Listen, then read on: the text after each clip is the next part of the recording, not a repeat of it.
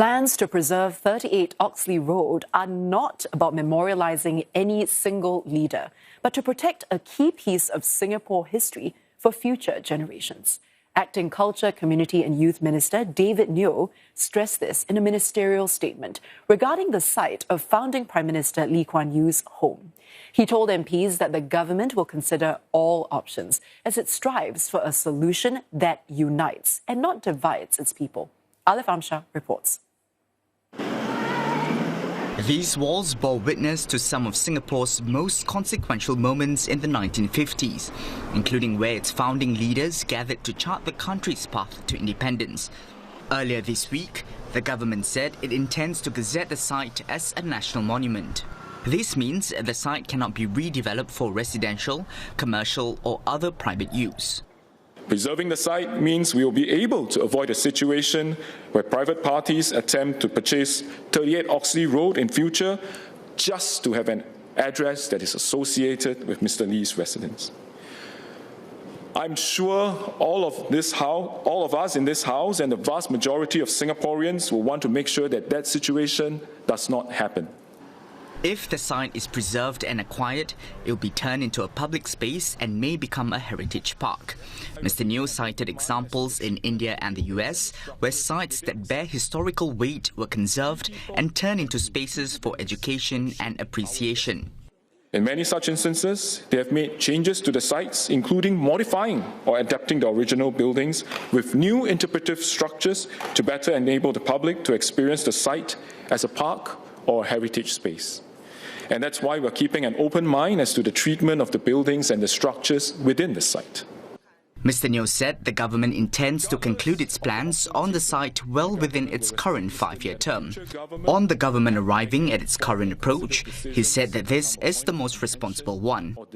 In its 2018 report, the Ministerial Committee on 38 Oxley stated that a future government will have to make an informed and considered decision on the matter when it becomes necessary. This is the future government, and the time is now.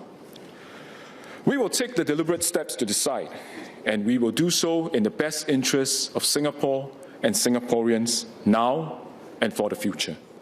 Mr. Neo also reassured the House that the purpose of preserving the site is not to memorialise a single leader, but so that Singaporeans can learn from a precious past.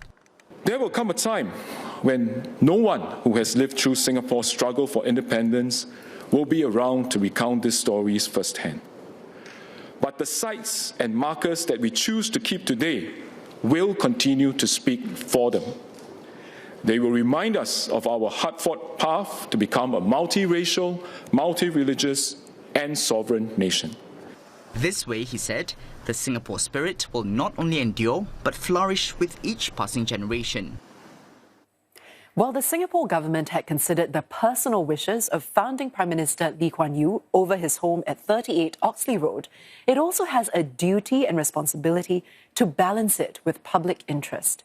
Acting Culture, Community and Youth Minister David Neo said this in response to MPs who raised concerns over the intention to gazette the site as a national monument.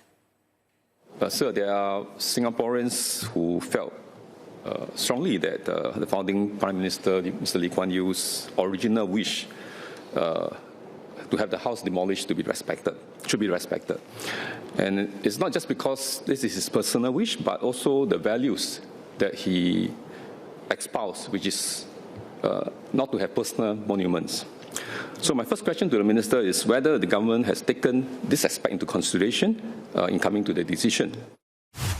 In committing to removing all traces of Mr. Lee's and his family's private living spaces, we respect Mr. Lee's wish for privacy, and we are also clear that it is our intention that we are not preserving the site and using it to showcase the personal effects of Mr. Lee or his family.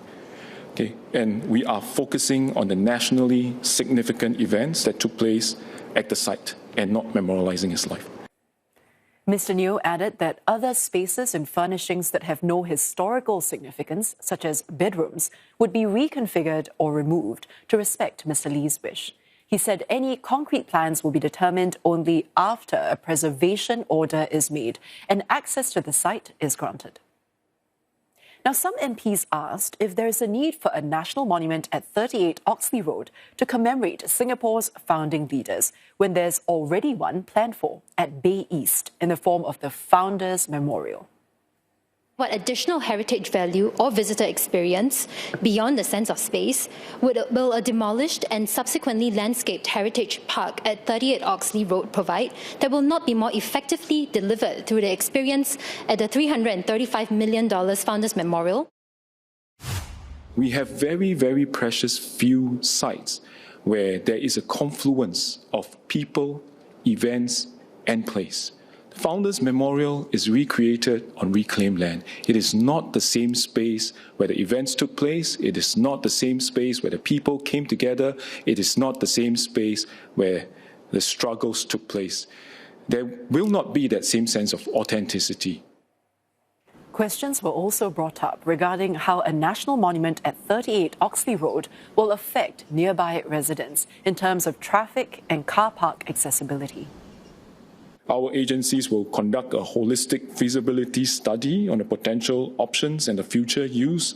That's not just for the use of the site within itself, but it also includes other agencies such as the Land Transport Authority, to look into things such as the traffic impact, parking impact, public access, right? And we will also engage residents and we will consider their feedback as part of this process. In Parliament, Acting Culture, Community and Youth Minister David Neo cited examples around the world that have preserved and converted sites associated with their nation's independence. Let's take a look at two of them.